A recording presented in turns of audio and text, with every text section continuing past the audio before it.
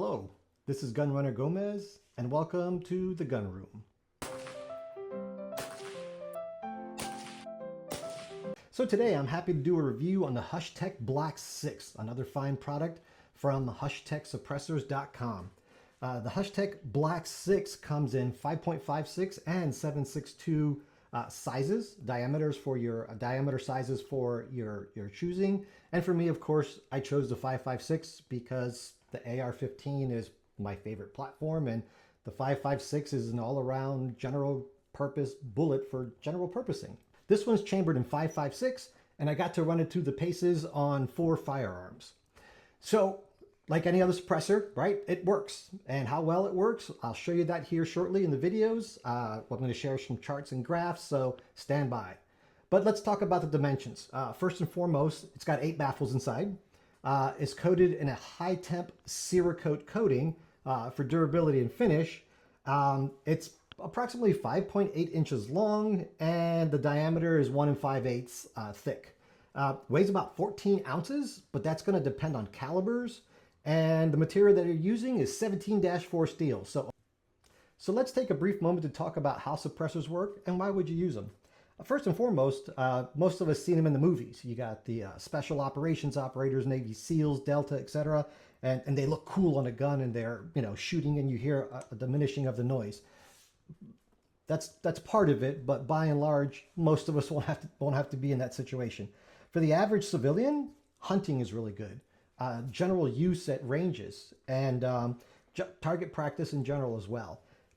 With the suppressors, it greatly reduces the amount of flash, gas, and noise that come out of the end of the barrel to make your firearm a little bit quieter, to make it safer to use, and to help mask where the sound is coming from if you're hunting large game. If you missed a shot, gives you a better chance of taking a second shot and not missing your game altogether.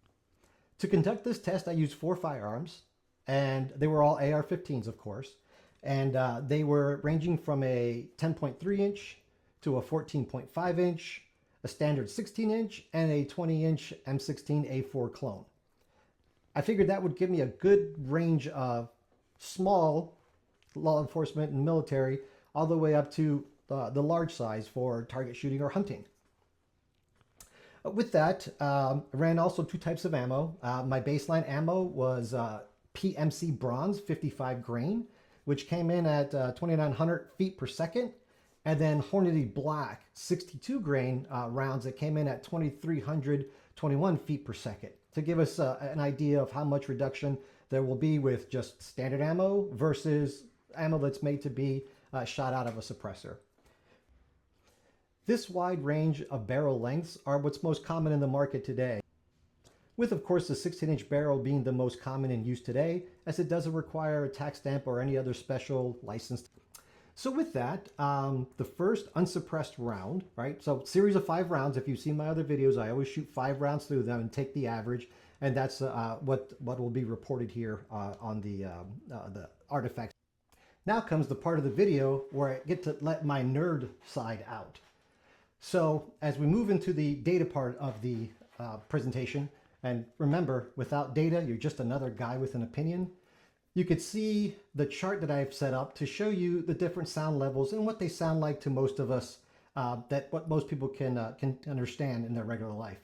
I think just about everyone that's watching this video has heard a refrigerator, a vacuum cleaner, a truck drive by, a hair dryer, maybe not a helicopter, but definitely a hair dryer and such. So that'll give us a baseline to start with when we talk about the different sound levels. On the next chart, we're looking at the 20-inch barrel and how that one performed. So this one was pretty interesting because, as you can see, as the shot count went up, first 5 were without a suppressor, it was standard ammo.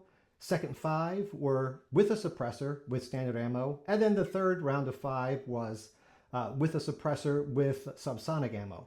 And you could see overall the volume of the sound decreased. Next we have the 16-inch barrel.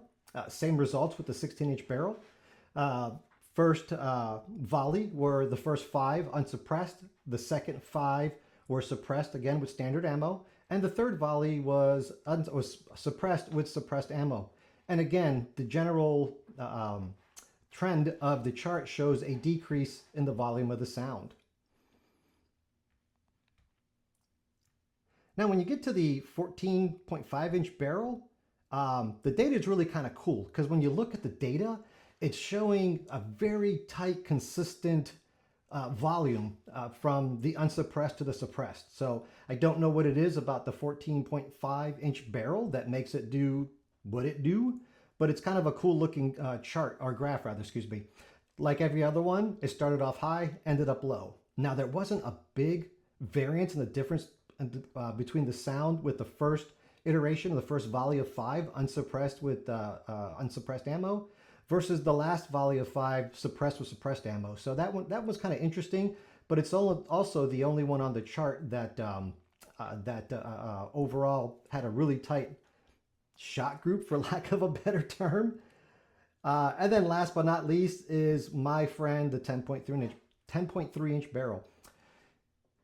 The 10.3-inch barrel must need a therapist or a hug or something because, boy, it was all over the board.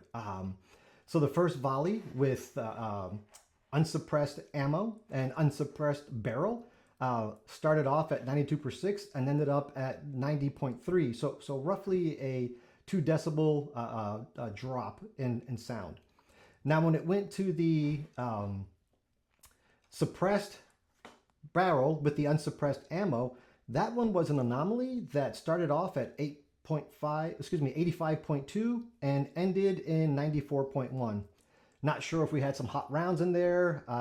Not sure if the temperature of the barrel, even that slight temperature change, could have made some spin a little faster. It is summer here in the Midwest, so can I give you the Scooby-Doo answer? I don't know, Reggie. As we move to the last chart in the presentation, this is a graph that shows all of the shot groups for each of the barrels overlaid on top of each other. So by and large, they all followed roughly the same path. They all started high and ended about 20 decibels lower. So basically what we assumed would happen is it is lower. There were a couple of outliers that you can see a couple of rounds were higher or lower on the sound chart than others. But that's to be expected when you have an uncontrolled environment. You don't have hand-loaded ammo to the specifications that the manufacturer recommends, and that you're trying to make this thing as quiet as possible for the selling point. So Gomez, what does this data mean? It looks like a pretty graph and pretty chart, but how does it work in the real world? So in order to demonstrate what this means to the average user, I decided to film suppressed versus unsuppressed barrels at night. I chose nighttime because that's the best illustration of light when it's flashing. And I don't know if you can hear the audio difference, but the average person claims to be more sensitive to sound at night for many biological, genetic, prehistoric reasons. Who knows?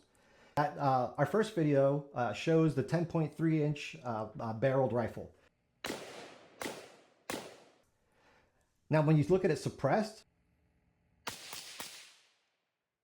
still a pretty good flash, but by round 3, you really don't see the flash as much, and you really have a big difference in the way it sounds as well. So if you're in a tactical situation, the only thing I could think that this would really suit would be, if you're taking a shot from your first spot or a couple shots to suppress the enemy, and then, move into another spot, second line of cover, a fallback position, whatever the case may be, then you'll be a little more difficult to spot. Oh, and in full disclosure, I don't know what half those words mean. This is for you cool guys that play Call of Duty. I can't even spell Call of Duty because my thumbs don't work on the controller.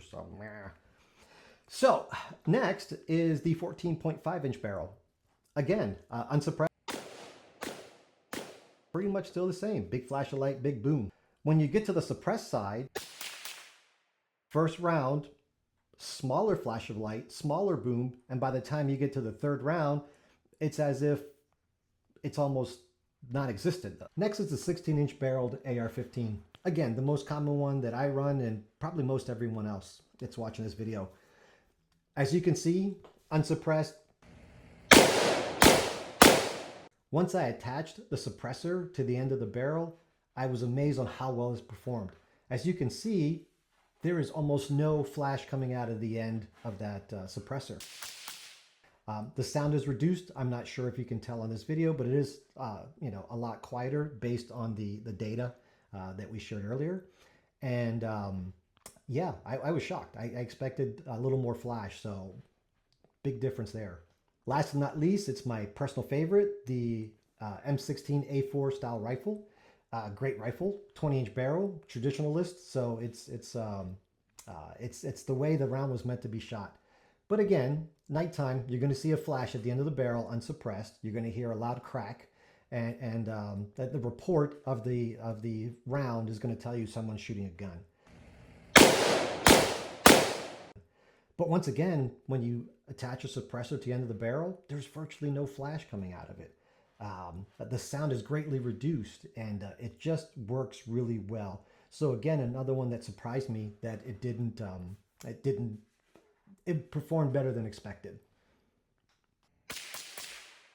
As we review the chart with all barrel lengths and all 5 shots in the test, you can see that by and large, there's about a 15% reduction in the sound running it suppressed versus unsuppressed.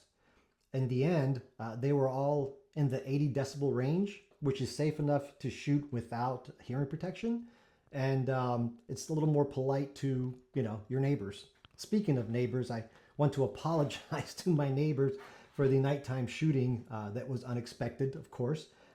They're at least a quarter mile away, so I'm sure they'll be okay. But if you were, and you're watching this, sorry, but there's going to be more to come. Now that we've gone over all the charts and graphs, we get to my favorite part, which is the pros and cons in the overall review. Starting with the pros, this 17-4 steel is sturdy. It's tough. It's going to take a beating, which is awesome. Very heavy duty, right? Very sturdy. Very, you know it's there, but you know it's not going to break anything. The price point is really aggressive. When you compare the price point to other similar suppressors on the market, it comes in a lot cheaper than those other ones. Right now, the Black 6 in 223 or 762 retails for $545.99 at HushTechSuppressors.com. Disassembly, right? To disassemble this thing and clean it, it's pretty straightforward. You take off the muzzle cap, and then you take off the adapter. And as you can see, when you hear in a second, you can see right through it. You can see the bore hole. You can also see that I use these. Again, I don't just talk about, oh, look, this is a nice suppressor. I run them. 20% sound reduction and overall suppression. So when you look at everything from the 10.3 up to the 20-inch AR, by and large, it gave you a 20% reduction in your sound. Different calibers available. It comes in 5.56 and 7.62. And a sneak peek at the 9mm that's coming out. This one's not listed on their website yet, but it will be listed soon. With the 9mm, it adds a third caliber to the line. Another pro that I'm going to mention often, and it really means something to me, is that these are made in the USA with USA materials. And last but not least, the cool factor. I take this guy out to the range, and of course, this is are you a Navy SEAL? No. And before you ask, on that 20-inch barrel rifle, no, I'm not a Marine. I'm just some guy on the interwebs that has adult money and no supervision. So yeah, so that's that. So I mean, the cool factor. I mean, who doesn't want to shoot something cool like this? Now, when it comes to the cons, there's a couple of things that are pertinent to this suppressor, but something that happens to all suppressors. So I'm gonna cover them both. First off, this thing's heavy. Right, coming in at 14.5 ounces, it's pretty heavy. And towards the end of the shooting, especially with the 20-inch, I noticed that my muzzle was dropping lower than when I had to pick it up and shoot, because over time it just got heavy. For now, again, limited calibers. They have 3. They have the 5.56 that I have here, the 7.62 obviously, and the 9mm. So hopefully they'll bring out more calibers in this line, because I think this is an overall really good length and size, and a little heavy, and the larger caliber is going to be a little heavier. but you need that bulkiness, that girth to make sure that it's going to handle the work that you give it. Also, this is a new product, right? So it's a new product and we don't know the longevity and the long-term results on how it's going to perform, right? Does the sound quality decrease over time, like with a lot of suppressors that are sealed and you can't clean them? And if you didn't know that, that's a fun fact. If you buy a suppressor that's completely sealed, eventually it's going to build up so much carbon that it's going to be almost impossible to clean. And once it gums up like that, it's not going to work as well as it used to, not going to capture as much gas, and you know, it's not going to work as well, or maybe even at all. But because, back to the pros, since this one you can disassemble it, clean it, it's going to give you a longer lifespan than a sealed suppressor. Now, these next few cons that I'm going to talk about are basically the same on all suppressors. So this isn't a dig at the HushTech line. This is just all suppressors work this way. They get hot. Oh boy, they get hot. So changing the suppressors between rifles made it a lot easier when I had covers on them, right? So these suppressor covers. These are from GPS, and I'm not recommending anything when it comes to suppressor cover. I would say I strongly recommend you do the research, and please don't buy that Amazon $14 suppressor cover because you're probably going to catch it on fire. At the very least, it's not going to work as well as you think, and it's going to be hot to the touch. These worked really well. Suppressors get hot. That's just the way they work. Also, the other thing that's common on all suppressors is on bolt action guns, they generally work well. It's a plug and play, you know, for those that remember that old IT term, right? You plug it into the end of the barrel and you pull the trigger, hit play, right? And it just works.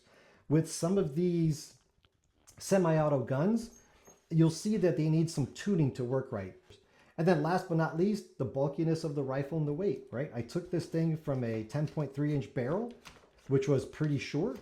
And then I went from this guy to this guy, which is longer. So I was enjoying the portability of the smaller rifle. Again, that goes with any suppressor and any firearm. You're adding 4 inches, 8 inches, 9 inches on some of the bigger ones I've seen. So it's going to be heavier and bulkier. So in summation, 4.5 stars overall. Great little suppressor. I would buy one today. I recommend this to anyone. Price point is there, performance is there, ease of maintenance is there. It's just an overall good suppressor. So yeah, highly recommended. We'd like to thank HushTech for providing us with the suppressors today for all our demo and testing. It was really great to see you guys again, and we had a blast, both figuratively and literally. For more information about HushTech and their catalog of products, go to www.hushtechsuppressors.com and check them out. If you decide to buy something, which I recommend, just let them know that Gunrunner Gomez sent you. To celebrate America's 250th birthday, HushTech is running an independent sale that started in the beginning of July and will end July 31st, 2026. So if you're watching this video between today and the end of July, go check out their website. To celebrate independence, any centerfire suppressor that you purchase for your suppression needs will come with a free 22 caliber bolt. If you haven't seen my video on the bolt, recommend you check it out. It's the lightest and least expensive suppressor on the market and a great starter suppressor for anyone looking for some 22 fun. Now, if you buy any duplex suppressors that basically come in two parts, so hence the duplex part, and I'll make a video on this later in the future. Any duplex suppressor, you will get not only a free bolt, but the super awesome pad that you see here. You can use it for cleaning or decorating or anything you like. So free gun mat, free bolt for any duplex suppressor, free bolt with any centerfire suppressor. So go to www.hushtechsuppressors.com and check them out. And don't forget, while you're at the range or just about in life, be safe, be kind, be courteous, because you never know what struggles someone is facing. And most importantly, that steel don't lie. So make sure you're running your gun, not your mouth.